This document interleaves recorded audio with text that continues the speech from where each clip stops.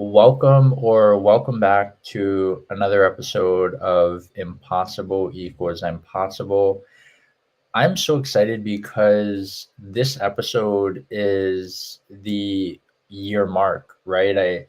It's not the official year mark because my birthday doesn't fall on a Wednesday this year, unfortunately, but I'm so grateful for what this show has really meant, right? When I co-created it almost a year ago, it it was really about bringing gratitude and inspiration to LinkedIn because when this show premiered, it was during the time where so many people were, we all saw the green banners on our feed. And for a lot of people, they were experiencing kind of the darkest times of their life, like currently, and they were lost. They didn't know where to go. And it reminded me about a lot of the adversity and things that I was gifted at a young age that I didn't really have anybody to kind of help me on that journey.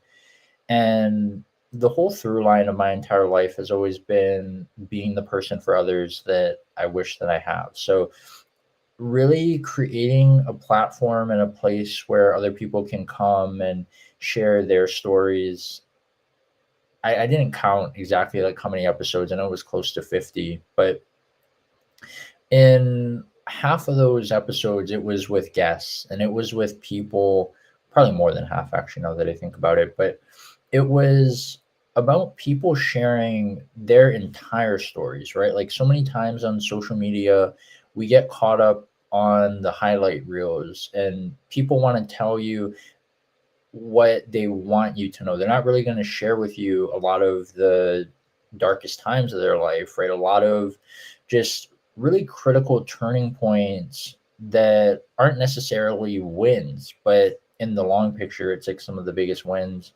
And looking back, I was just, we were having a wonderful conversation backstage because I thought, what better way to celebrate the yearly episode with not only one of my favorite people in the world who's become an incredible gift in my life, but she was actually the first guest that we ever had on this show. And I remember the episode that she was on was probably one of the most eye-opening experiences for me because it was in that moment that I really actually got to experience storytelling in relation to connection. And I watched my co-hosts during the time, and they had never met each other, but the entire time as she was sharing her story, my co-host was like kind of in a trance almost. Like she's like, oh, and she was talking about how that experience kind of caused her to look at her experience in a different way, um, see things in kind of a different light. And I feel like one of the things we're probably going to talk about tonight is the power of perspective, right? And when you change your perspective, you ultimately change your life. But with no further ado, um, my guest tonight is Linzy Elizabeth, and she is a transformational soul. She's a world traveler, single mother, ballroom dancer, and lover of life who decided to create her dream life instead of accepting her reality. Linzy is a keynote speaker, executive coach, podcast host, and serial entrepreneur who overcame a soul crushing marriage that led to her living unmuted and evolving into the woman she was born to be. Linzy helps people seek and live their truth, conquer chaos, and to silence their excuses and doubts instead of themselves.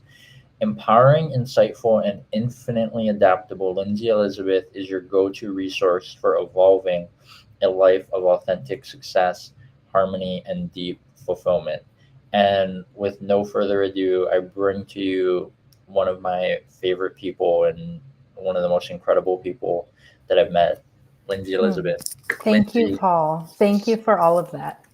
no, thank Glad to you be so here. much. It's been such a pleasure. I remember when we had you on the first time, and I was kind of laughing because I've obviously you and I are always like changing and shifting and pivoting, but I think for me, just being on the opposite end of the screen, like now I'm, talking and the host, but not too long ago I was watching, and I could see a lot of the evolution and the growth. And obviously you and I, we've done this before, but there's a lot of people who probably don't know who you are. And tell us a little bit about who is Linzy Elizabeth, and what were some of the challenges that you've had to overcome to get to where you are today. hmm So, just at my who I am is really I am. Like, as I've grown, and I've just talked about this recently as well, but there's growing as in, like, so I'm a ballroom dancer. There's growing as in, I'm going to grow, learn a skill set, and literally create new neural connections, create new things and movement in my body, learn things that way. So there's actual that literal growing. But when you grow in terms of personal development, it's often just a shedding of the lies, a shedding of the illusions, a shedding of the things that you thought to be true that never were true to begin with. And they served you for a certain time. And so in that, I've just come to realize I am, like, just the wholeness and fullness of the essence of me that is within inside of this body. And so then the challenges, I guess, that brought me to that were, so I originally, out of college, was going to be a doctor, got accepted to medical school, chose not to go, instead decided to get married. And then actually it was on my honeymoon that I realized there was 2 moments that it was just, there's something off here. I would not have known what that was at that moment, but it just, I knew in my gut that something was off. So then over the course of the marriage, it was very emotionally abusive. I didn't know that either. I didn't have that clarity or that wording.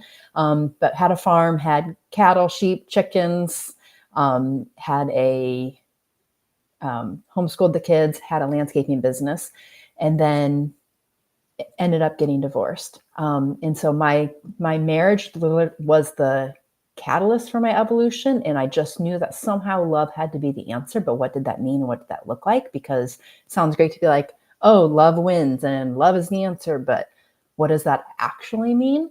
And so really actually that intersection of life and love and business and relationships, just all of that really was, it was the crux to just get to the real of what really was happening, what really is the essence of us. Um, and so then fast forward to, then I got divorced, started this business, became a ballroom dancer. I've just explored and done things that I hadn't done prior. I always had that, but as you know from my prior brand and my podcast and stuff, just the unmuted and just those places that had gotten muted inside of me. And then on this side, just finding the truth of really who I am and the truth of in aligning with that. And that really is the place of freedom. Yeah, powerful. And I remember in the first episode where I was talking about how living unmuted was, for me, like even to this day, like if I'm being honest, it's probably been, I think, the most impactful movement that I've come across, because I remember the first time that you and I met, right, at a business retreat in Colorado. I remember my mentor asked me probably one of the most profound questions, and she said, "When are you going to stop being the best kept secret and share your story?" And then when I heard about like what you were doing with Unmuted and the connection with that and dance, and how that really was kind of the catalyst for you in terms of really transforming and being the person who you were, it it was so powerful for me. And I guess where we're going to go next is, obviously, right, ballroom dancer. I think when a lot of people, like, if they don't know anything about you and they just come across your profile on LinkedIn, they're probably going to come across like one of the most like vibrant, lively people, Mm. right? Whether it's like clothes, emotions. I always say that I'm not a big picture selfie person, but I always love your photos because I'm like, wow, that's like such Thanks. an incredible photo. And you obviously travel and you really live like the full experience. But tell us a little bit more about your story to dance and how that really, for you in many ways, kind of was the catalyst, right, to living unmuted. Hmm. So it was part of it for sure. It was more so that was just an expression of it.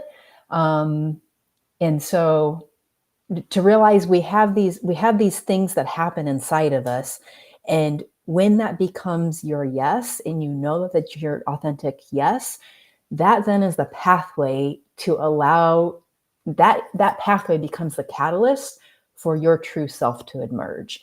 And so it's not necessarily that that is what made me unmuted. It's that that was my part of my path and my journey, along with so many other things. But that was definitely a huge part of um, giving me the opportunity to come up on those speed bumps and come up in those roadblocks, and to then do that introspection and understand like what's actually true here. What um, it showcased to me, I mean, just being dancing with other guys in public, like just literally breaking that down all the way, like the physicality of it, um, from a toxic marriage and so many things, just so many things with that.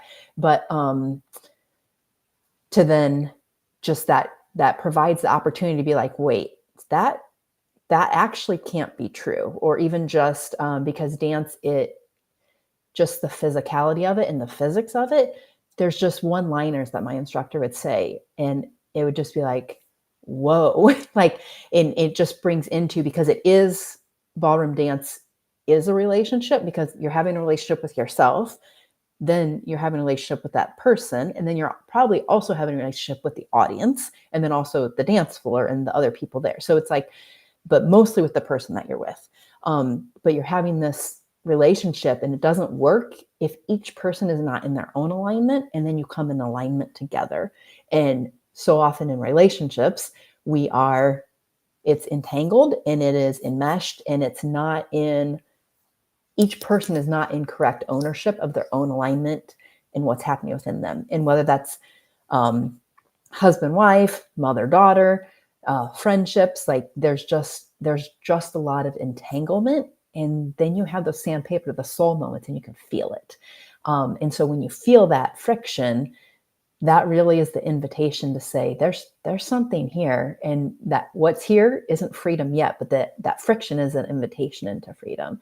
And so what really does unmuted mean to me? It really means unmuting the truth, because once you understand what the truth is, and not what somebody else projects upon you, or not even what you've projected upon yourself, but to really get clear on you and what's happening, um, that's where the place of power is. Yeah, powerful. And Angie, I'm not sure. I When I checked on LinkedIn, the sound was working. What you might have to do is sometimes, like, depending on if you're on your computer or your phone, when you like click on the live, it opens up like muted, and then you just have to unmute it. Hopefully that works. Otherwise, I'm not too sure what's going on. But Lindsay, I was laughing as you talked about sandpaper to the soul, because I remember when we had this conversation 9 months ago. That was like I think that was probably like my biggest takeaway, honestly, from the conversation. When you said that, I was like, what a powerful metaphor. I had never heard of that before. Can can you kind of talk about one, like what it means? Because I think for a lot of people, they probably haven't heard that before. And like, how did you come up with it? Is there like a story or an experience that you kind of went through that was like, oh, sandpaper to the soul? Like, yeah. Yeah. So it probably was during my divorce. Like I literally remember, so we had 43 acres and there was a log cabin that was, it was, the structure was built, but the inside wasn't all the way done yet. But that, and I remember being back there, and that literally, that came to me at that moment. But it was like experientially describing the things that was happening, to let me know that the things happening outside, it wasn't, it was off. Like, and so we have those sandpaper of the soul moments. I've noticed them now in, it can be, oh, okay. So I experienced it when I was in New York. Let's say, what was it? Last August. Here I am. I'm walking from Soho north to Central Park. And so literally as I'm walking, it was just, I'm walking. And then you just have the little bit of that, just a little bit of that, and I knew to go to the other, like go to the parallel road. Like I don't remember the exact thought I was having at the moment, but it was just like, oh, and I had also thought about, okay, I want to go dancing. I want to find a place. I'm in New York. I'm walking home. It's 9 o'clock, 10 o'clock. Like there has to be a dance place open, whatever. Well, the places I looked up all like were topless places, like places I didn't want to go. So, I was like, is there not just like normal Latin dancing, like something? Well, I couldn't find anything. So it was just like the sandpaper to the soul, like just go to the other road. And it just, as soon as I took action into that, it just, then you're just at peace. Like it's there to serve you. And so then as I'm on that road and I'm walking, and then literally I see like a cantina, like a Latin food. I forget exactly what it looked like, what it was called. But, and I was like, okay, I'm going to go ask there. So I went there, asked them, and they're like, oh yeah, right across the street, like literally the best place in New York City. And I was like, who knew? And so then go upstairs, and like they had a dance lesson, they had bachata, salsa, and it was like, it was on the rooftop. Like it was literally, it was amazing. But I would never have found that had I went the next road over, stayed, and not listened to that moment. So it's not always these deep, hard things. It's literally, there's inner guidance like that. It is flowing through us all the time. Yes, it can serve you if you're in burnout. Yes, it can serve you if you're trying to fix your LinkedIn page. Like, like there's so many facets of it, but when you start to uncover what the truth of things that is actually happening, then you can start to tap into that guidance that's already there. Yeah, powerful. And you read my mind again, because we'll get back to that a little down the road. But I I had kind of saw like snippets, and obviously, like, you and I would like text back and forth and stuff when you were in New York. But that trip just seemed so transformational, like not only from a personal perspective, but like, you got to meet like a lot of connections and stuff on LinkedIn. And I I just noticed like something different about you on that trip. Like you really seemed like you were in your element. And I don't know if it was because you had talked about how you went to New York before, but you didn't really have kind of the greatest experience, and this was kind of like a way for you to kind of make a new experience, right? Like with all that type of stuff. I'm curious for you though, because when you went to New York, there was kind of a massive pivot that you made, right? Like the reason why you originally went, you didn't end up doing that thing, right? That you were going to do, and you and I are always talking about like pivoting, right? Meeting new people, or we learn something new, and it's like, oh, we just kind of like jump in and navigate.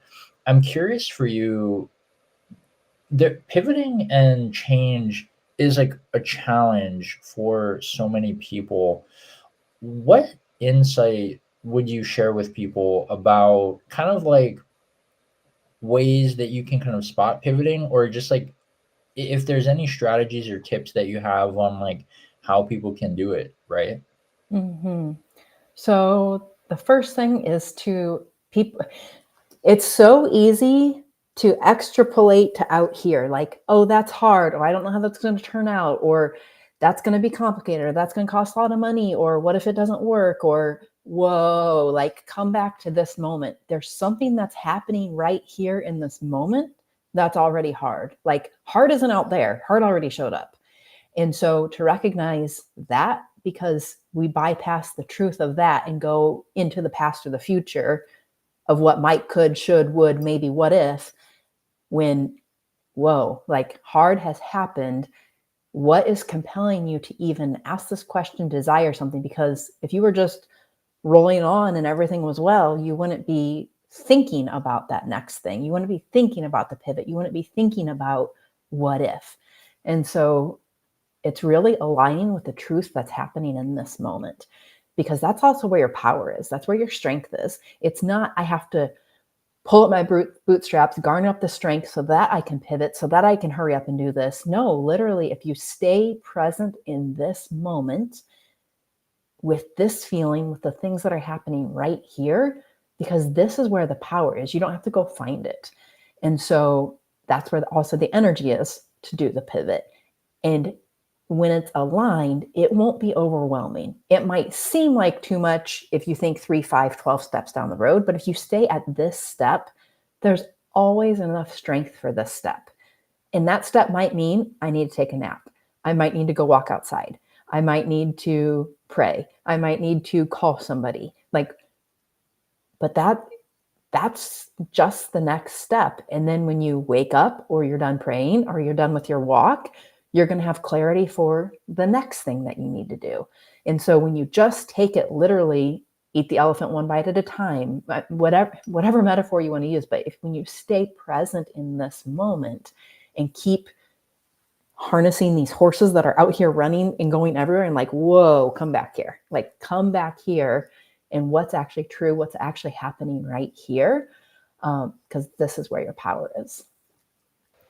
Yeah, that was powerful. And I remember too, you had said something in the previous conversation about how, and this was a really powerful kind of takeaway for me about how we're, as human beings, like we're meaning making machines, I believe was the term that you used. And the context, we were talking about personal development, and you were talking about how, so many times when it comes especially to like money, right? And we look at things as like, oh, if I buy something that's, I'm just going to use my example, like if I invest $10,000 into something, i I want to get at least, my investment back, if not more. But then you said something that really kind of changed my perspective. And I remember you said, Paul, sometimes that's just the price of the lesson, right? Like that, it's nothing more than that's how much it costs to learn that lesson for you.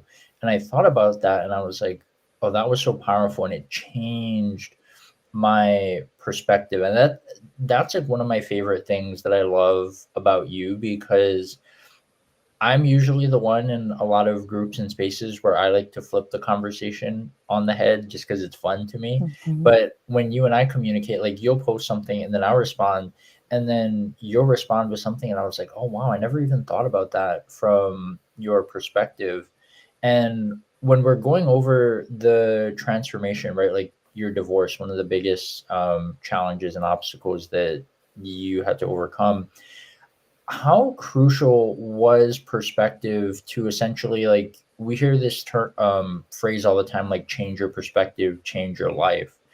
How did changing your perspective change your entire life, not just from a personal standpoint at home, but I feel like when we change our perspective, it changes like everything, right? Professionally, mentally, emotionally, and all these things. So could you talk about Yeah, that a bit? sure.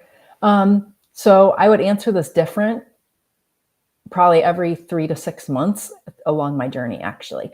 So perspective, initially within my marriage, I shifted into the perspective of living through a lens of love. Like what actually does love look like in this situation? Because love actually has to be a win-win-win.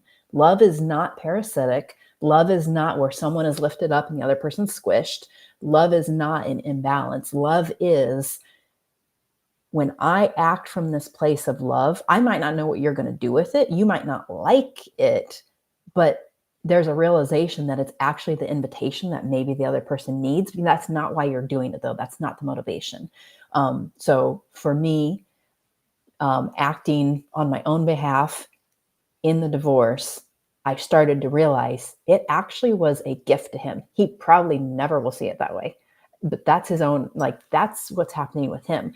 But I started to realize it's not what's happening isn't it's not goodness for him, and it's not goodness for me, and it's not goodness for the kids. Like, it's goodness for nobody. And so when I act in love, it gives the other people the opportunity. It gives like that break. It gives that shift. It gives that pause. And it gives the invitation and the opportunity for someone else to also see it in a new light. And as I have continued to do that throughout my entire journey, I've seen there's people that they shift and they come along with you because they're also invited by the invitation of love. And other people, they're not. And you don't get to choose. Like, that's the thing. You don't get to choose who comes along with you and who doesn't, or who even is invited in that way, because you don't, love has an intelligence. And so it is far beyond, it is the thing flowing through us, and it's far beyond what our brains know. And so to let love do what love does, and when you submit to yourself with that, it's powerful. But then now, I even was just answering this question in a group today. Perspective, and it's bringing awareness into it. So like, as you bring awareness, you're able to bring awareness of your awareness. And now you're understanding the love that you actually are, and the love that you have available to be, that is within you, and how you're going to use that within your own self and then with others. And it doesn't even become a use and a utilitarian thing, but more so just how I said at the beginning, like, I am, like, you just get to realize I'm on this earth and I have the gift of life. And all of these big, heavy shoulds that we place on things, they actually, like, poof, gone. Like, it all the things that just seem to be really big, they aren't, they seem so big when you're caught in fear and you're caught in tunnel vision.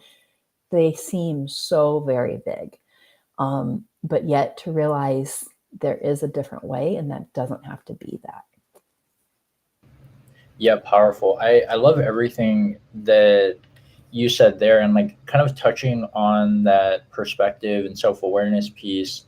One of like my favorite personally, like one of my favorite parts of our previous conversation was talking about how so many times we look at things from our perspective, right? From not like a selfish way, but in many ways kind of it is, right? Like, oh, it's like, how did this affect us, instead of kind of taking the next step of looking at the other person's perspective, right? Like, oh, like, what were they experiencing, what were they going through? And I know for me personally, that was a huge breakthrough. That was how I kind of repaired my relationship with my mom. I realized, like, for the longest time it was about me, instead of, oh shoot, she was going through this, it must have been hard for her to witness all these things. And that self-awareness piece that you're talking about is such a crucial topic to not just growth, but I feel like really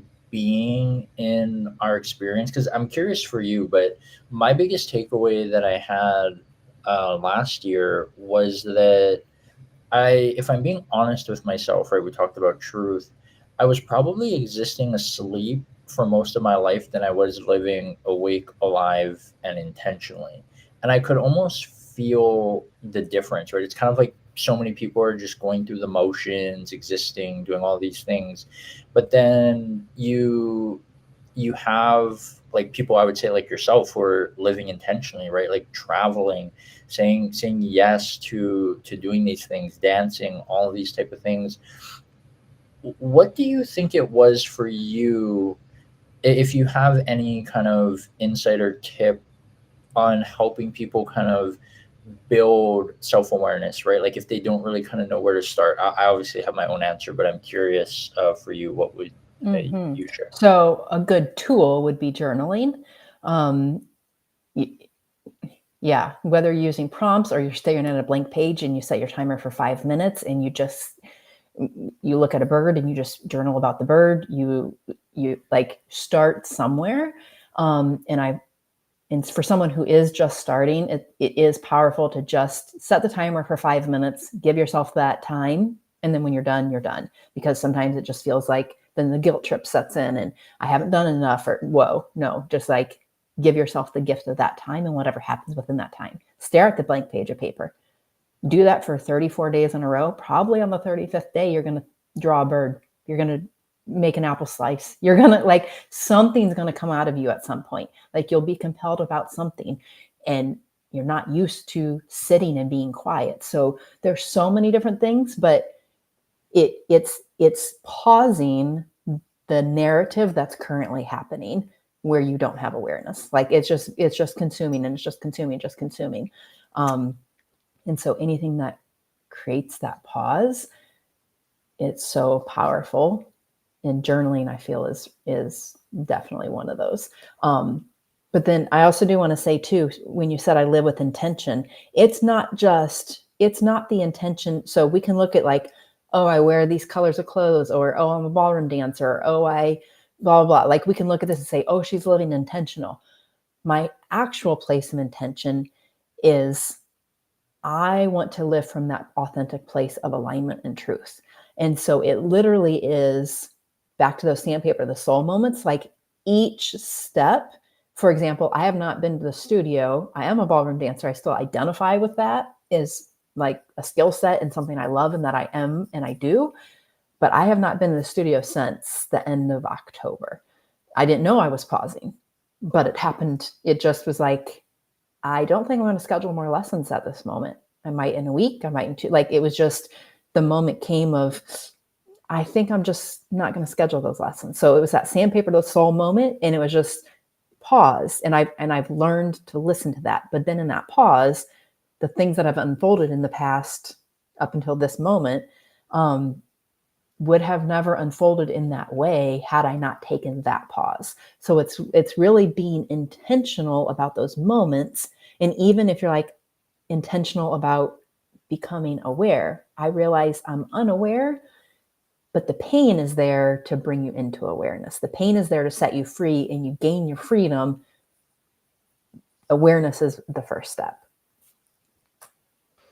Yeah, powerful. I love everything that you said there, and it's interesting, right? Kind of how it shows up in different ways. I know like one of my favorite things that I love to do is like take notes, right? When we get Mm-hmm. to when I get to meet like speakers, or if I'm watching like a podcast or something, I like to take notes. And the funny part for me is usually I'll hear like one or two things that are like really intriguing to me, but I don't really kind of know what that means and what that really kind of looks like in life. But the funny part is when I have like an experience or something, and I'm like, oh, that's what that meant. So it's kind of like it's it's so interesting because we hear a lot of things, right? Like people tell us things, we see it, but we don't really kind of know what that means for us. And I don't know if that's like a combination of perspective and self-awareness. I guess it could be. Mm. I Well, feel like that would. did you want me to speak into that? Yeah, yeah, go ahead. Okay. I think once again, back to the meaning making machines, we're easy to think that because we heard something, we need to know the answer to that thing, and we need to label it. And if you want a life that you've never had, if you want to live in the fullness of potential, it's actually without labels. And so it's actually like this thing happened, and I can just actually hold it with an open hand. I don't have to squeeze it, and like that sentence doesn't have to be my best friend. And at the same time, that sentence, I don't have to shove it away. It can just be like, I can hold it. And when you allow yourself to do that, those things will do work inside of you. And they become a part of you in that way. And you may never cognitively think of that sentence again. You may cognitively think of that sentence 10 other times. But it like when it resonates with you, it just nourishes something in you. And to just trust that, how I say love has an intelligence and truth is love, like it has an intelligence of its own. And so when it nourishes you and it sits with you in that way, you don't have to go from this nourishing space to then the mental space of a label. Does that make sense? Yeah, powerful. And I was gonna say too, like one of the biggest breakthroughs for me that I've probably made, I would say within the past like 6 months, was this idea of removing expectations and detachment. And I feel like I really learned a lot of that from you, because I remember how we were having this conversation and you're like, I don't really have an attachment to anything, right? Like if if this doesn't align with me, you know, it could align today, but like tomorrow if it doesn't, like I'm willing to drop it, right? Like you shared about how you thought that you were going to do something for so long, and then one day you were like, oh, you know, I don't know if I'm actually going to do that. I'm curious for you because that I feel like that is the one skill that I wish that I kind of knew sooner. How did you really kind of come to that realization of just removing a lot of like detachment, expectations, right? Like really just living your your life essentially, right? Like how you Mhm. always say at the end of the day, so many of the things that we worry about and we're so like concerned about aren't really going to matter in the big picture. So it's detaching from the narrative. And what I mean by that is experientially in this moment, your attachment to something is causing suffering, some level. Anxiety, like even your attachment, oh, I have to schedule my lessons, like attached to that idea, attached to the routine, attached to my instructor expects me to, attached to my studio expects me to, my friends there do, like attached to all of that narrative with that as a but wait, what's experientially happening to me right now? I don't actually want to. Like, it's not, something has shifted, or something is shifting, or it's saying pause. Like, there's something happening. And so, if we begin listening to that, the detachment naturally will happen with time, but it's giving yourself the awareness and the grace and the boldness. Initially, it's boldness. Once you start to create a relationship with your own self in it, it's not as much. Like that didn't feel bold for me. It felt more just I was out of alignment and I want to become realigned. But at first, it's extremely brave to stop and pause and start saying no. Like my entire marriage fell apart at the end. Like every relationship has a dance. Like you have an emotional dance, an emotional contract between two people. Like you just do. Like it's just how relationships work. Um, but there's also you cannot do that. But anyway, but where was I going to go with that? Oh, but there was two things within my marriage towards the end that I said, no, I'm not doing that. No, I'm not doing that. And it like just tailspun him to then make all these different choices. Like it just unraveled the whole thing. And so, but I had to become unattached to when I said, no, I'm not going to do that. Well, then this person, cool, let them do that. And so it's honoring you, and then the detachment naturally happens. It's not, oh, I have to go out here and cut all these cords. No, it's stay with you. And when you stay with you, you'll naturally know what things aren't for you. Yeah, powerful. I love that. I'm gonna go back and rewatch this conversation, and I'm probably gonna take you know Notes again. another page of notes. It's no, but it's so interesting because one of the things that's been so fascinating, right, is and you can obviously kind of relate with this because I know that you had your podcast, you did 100 episodes. It's interesting when you have somebody on multiple times, and not only do you get to see like how much growth and evolution they've experienced in their life, but for me, as much as I was taking notes and loving the conversation, I was like, wow, like when you came on as the first guest, that was like 3 months into it. And now I've been doing this for almost a year. And I remember like kind of going back to the whole pivot thing, right? Sometimes you you make the choice to pivot, but sometimes like you don't have a choice. I remember when my co-host stepped away, like I had to make a decision, like, okay, what's gonna happen with the show? Because now it's like all on me. Mm-hmm. And I remember I took a week away and I kind of asked myself this question of when when you did the show, your intention was to inspire others to focus on their potential instead of accepting their reality. And then I kind of had this like internal conversation with myself of if you stop doing this show, are you focusing on the potential of like what can happen, or are you just accepting the reality of the situation? And it's been so interesting. Where I want to go next is my word theme and area of focus for 2024 has been intuition. And I know in a lot of our conversations, maybe you didn't necessarily like label it as intuition, but I know that that's a huge piece of how you kind of live and navigate your life. I'm curious for you in your experience, and I know that everyone is different. For the longest time when I was doing research and kind of diving into intuition, a lot of people would kind of label it as like your gut, right? But for me, I've been finding on this journey of figure navigating intuition and all these things that for me, my gut reaction for a lot of things is like, no, I don't know if I want to do that. But for me, where intuition kind of kicks in is it's that inner voice that's telling me like, well, you always talk about this message, and if you look at how your life has gone, this is what's like, true here is like you live your messages. And if you are going to respond in this way, like this is your kind of first reaction, is that really aligned with who you are? I'm curious, like, do you see intuition and alignment in kind of the same way, or are they kind of different? I don't know how to word it, but I think you kind Hmm. of get where I'm going. Hmm. So your intuition can help you come in alignment. So lots of times you're out of alignment, and so something kicks in, that sandpaper to the soul, or and you do make a good point in terms of how intuition shows up for everybody is unique and different. So call it inner guidance, call it spirit, call it intuition, call it your gut, your inner compass.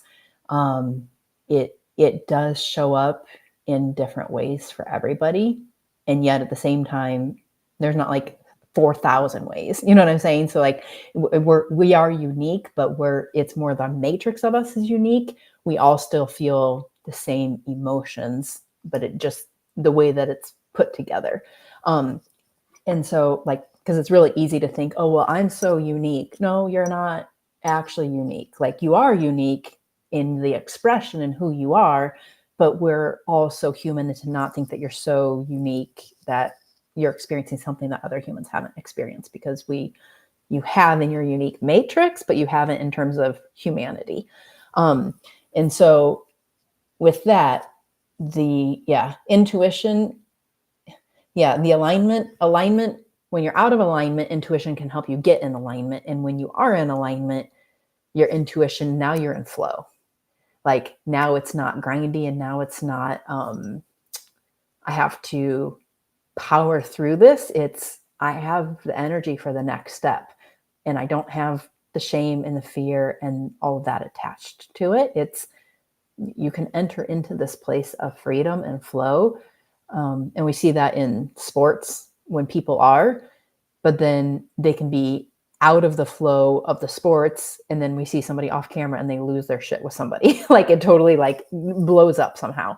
And so it's like, whoa, how is this person just totally in flow, and now the wife called, or that like something happens and now it just blows up.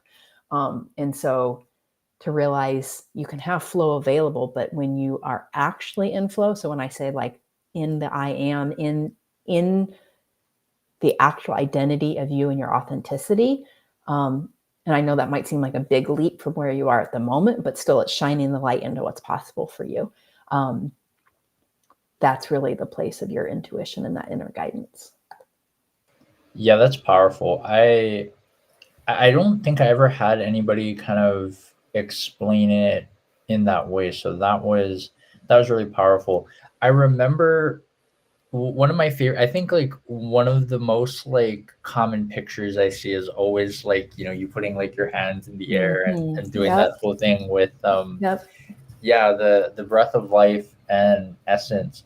I'm I'm curious, like, that's been a huge part of I've watched, like, your podcast and a lot of these things. You talk about this idea of if somebody did exploratory surgery on you, they wouldn't like really find you, and it's this idea of breath of life and essence.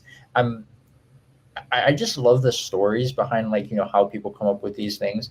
Is there like a specific moment or story that you can share of like how did that whole thing happen, of like, putting your hands up in the air and all that? Was it just Mhm. something that you did on like a trip or somewhere? Like, Yeah, what actually, was? that probably came about on a trip and with my friend and photographer.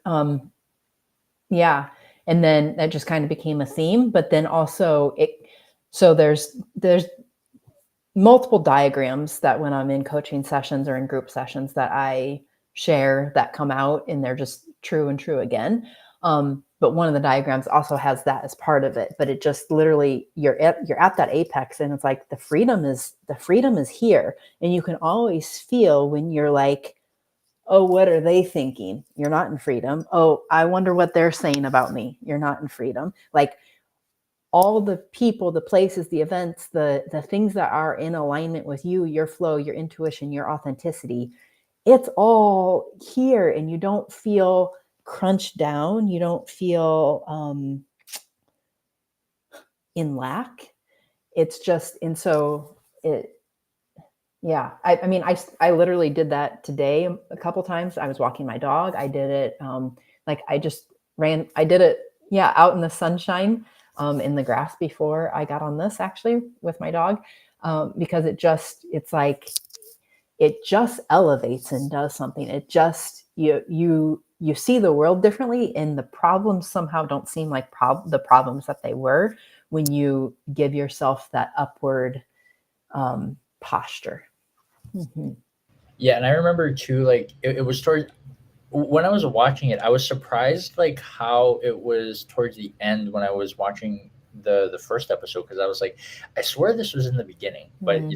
I digress. And you talked about in that moment where, like, when you look at the diagram, obviously I can't do it because, like, my arms are too long and all these things, but like when you do it and you look up, like, you really are the center of your experience. That was like one of the Mm-hmm. things that you said, like, you're the center of your experience, and your arms are like never ending, right? To kind of show this idea Yeah. of limitlessness. And I remember you had a really powerful kind of paradigm shift of like, everything good is up here, right? And it's like in that like high vibration and frequency, and all the stuff that we're concerned about, like, the worries and what people think about us and all these things, are kind of down there at the bottom. So that was really powerful. And I'm curious because you're always like changing, but I remember one of the first podcasts of yours that I watched last year was, I think it was our mutual friend, Enrique, and on that you talked about this acronym of YOU, right? Yes, own, and unmute. Mm-hmm. And I remember from a personal perspective, and a lot of people probably don't know this, but I had the hardest time like taking ownership of my own like quotes. And I remember like when I would write quotes, I would always like put the quote, but then I would put me.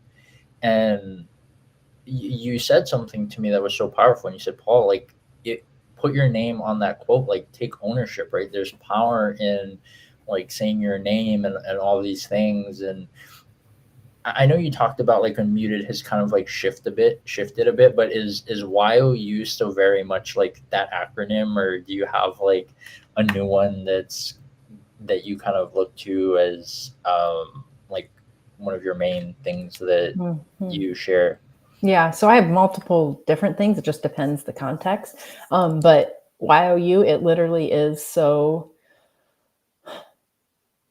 clear and to the point, and it lets you know that you are actually the center. You actually come first, because we lose that in our marriages, we lose that in our relationships, we lose that in our jobs, that you're actually the one who wakes up in your bed and decides to continue laying next to that person, or chose to lay next to that person.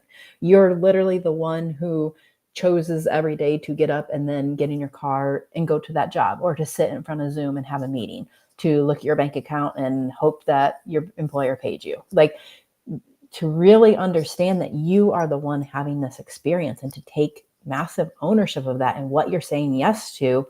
And that is going to help you unmute the truth, which is going to help you shed the things that are causing you the suffering in these moments. So it's not a matter of going and looking for the things that we need to detach from. It's center with you and start to understand that and take ownership. And I actually, I'm choosing to lay in bed next to this person. So then gratitude is the next. Like, be grateful for them. Be grateful that it drives you crazy that they put a fork in the sink. Be grateful that they're there. Like, you can just, there's so many things to unpack with that. But and just probably overarchingly, if I was going to say one word, like, yes, you first, but if I was going to say one word, it would be willingness. Because what are you willing for and what are you unwilling for? If you're willing to remain where you are, know that and understand it. If you're unwilling, know that, and know that you're also willing then to step forward into the unknown, because right now is unknown too. You think that this is known. It's not. Like, it's not. We could wake up tomorrow and the stock market crashes. Like, there's nothing that is actually known. I could get a phone call right now. I mean, my kids aren't with me. They're with their dad. Like, what if I got a phone call that I didn't want to get? You don't know anything. So it's such a false sense of security to say, well, this place is safe. No, it's not. Who is safe is you. You're safe when you're with yourself. And then you know that you have the strength and the power to stay with yourself, stay in that alignment, and then just take your next step that shows up. The phone call happens, then you answer it. You have to go to the hospital, then you have to go to the hospital. Like, it doesn't mean that there's not emotions that come with it, but to stay in alignment with the truth instead of going out to all the things that are happening and throwing adult temper tantrums, because they don't help. Yeah, for sure. And I remember too, like we had talked about this kind of from the beginning. When I think about just the relationship and the friendship that you and I have, one of the things that I would say value the most out of it is like the fact that you're always like honest, right? Like, even when like I remember when I first moved to South Florida and I was going through like a lot of personal things. Not only were you like really there to like help me, because that was the last time that we met up in person. We actually did it, but you shared things that really made me kind of think about it. And looking back on that experience, it reminded me of something that my grandparents had always shared when I was younger. And they said that the truth hurts, but it hurts because it will set you free. Right. And I love everything that you shared. It's so fascinating. Like, obviously a lot's changed for both of us, I think, over the past 9 months, right? But what do you think for you, like, and it might be hard to pinpoint like one, but what would you say is one of the biggest changes that Lindsay 9 months ago didn't either, like something that you weren't doing that you didn't know, or something that you kind of stopped doing that has really helped you kind of evolve and go to that next level? Mm-hmm.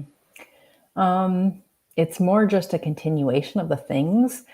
Um, I work through a forgiveness process. I want freedom. Like, I want complete freedom. And so as I as I stay in alignment with that, I also know when I'm out of alignment with it. And so then I'm able to make choices and say yes and say no according to the sandpaper of the soul and the things that show up. Because I know that this is my inner guidance is guiding me into exactly what is for me. And so the last thing I want is to say no to that, because it knows things that my brain doesn't. And that it is also me. Like that is the breath of life. That is the thing that we're all connected in. That's the flow that is in us and through us. And our minds are what get in the way. And yet our minds are very powerful tools. But to understand that they are in this fear-based place, and to understand that this is in freedom, and when I stay aligned with this, it's actually taking me where I want to go. So forgiveness is huge. Forgiveness of yourself, not just forgiveness of others. Like it really is, because we're like just the inner critic, the voice in your head, there's so many things, and to really understand forgiveness. And so for me, it hasn't been one thing that I've pivot and stopped and started, even though externally it could look like, oh, she stopped training with a trainer. Oh, she stopped dance. That must be the answer. It's never the thing. It's always the thing underneath the thing. So we are too busy looking at the shiny objects and trying to say, they did that. Oh, I should do that. Oh, that's how they got success. I should do that. No, it's the thing underneath the thing. And you don't know, you might be saying that they are having success. You don't know what their inner experience is like. They might have the smiles, the money, the marriage, the kids, the whatever it is that you want, also the career, the dance, whatever that is. You don't know what their lived experience is. You don't know what they're actually battling in their head or in their minds. You don't know if they're actually free or not. And so to just look at the external thing, that's not the story. This has been, an incredible conversation. Like I've learned so much. I think about what a fitting way to celebrate a year of this incredible show. I just have one more question for you, Lindsay. We were talking about this idea earlier, just you and I, how you talked about, for you, like one of your goals that you're trying to achieve is like ultimate freedom, and we talked about this idea of stress free, and a lot of people like actually don't think that that's possible. Can you talk a little bit about the difference, on from your perspective, of course, how you see like stress management versus stress free, and like why you think that it is possible? Yeah. So stress management is saying it's always going to be happening. Stress is a given. And so I'm going to be out here and just managing, tossing around in, I try this and then it causes more stress. And then I try this, and it's missing the root of the thing that is happening. It's missing that you're having a fear-based um, experience that is literally causing the stress. You will endlessly be managing stress. If you're interested in managing stress, that will be an entirety for the entire rest of your life. So it actually is possible to energetically and to go into the actual things that are creating the stress, like those things they're like stuck inside of you. They're like, think of constipated emotions. Like constipation freaking hurts. Of course you're going to be like, and be mad and be like, it causes it, you act erratic. And so when you actually you can understand and you can get to those things that are stuck and unstick them, and then they pass through you, now you don't have that same thing that continues to cause stress. And so it is possible. It is a process. I'm not all the way there yet by any means, but I have achieved it exponentially each and every day, each and every month. I just keep getting freer. And so whatever that will look like, and if I will ever experience that, I don't know, but I do know what it's like to not be stuck in the tyranny of your own mind. And yeah, so I do know that's possible. Yeah, powerful. I just want to say, Lindsay, thank you so much for being here. It's been such a pleasure, not doing this the second time around, and just seeing like how much we both have grown. Any final thoughts or anything that you want to share before we sign off? Well, thank you. Thank you for having me, and congratulations for doing this for a year, because I know what it takes. It takes a lot to do the guests, to set things up, to schedule, to have the services, to do the bios. Like, it just takes a lot to put it all together. So by the time somebody finally comes and then is a guest, there was work prior to it, there was work after it. So I just want to acknowledge you and thank you for having me on. And yeah, it's a powerful thing to have conversations. So thank you. Yeah, and I just want to say thank you so much to everybody who's been a part of the show, whether you've been a guest, a viewer, or a silent supporter. Thank you so much. It's been an incredible time, and we will see you again next week for another episode of Impossible Equals Impossible.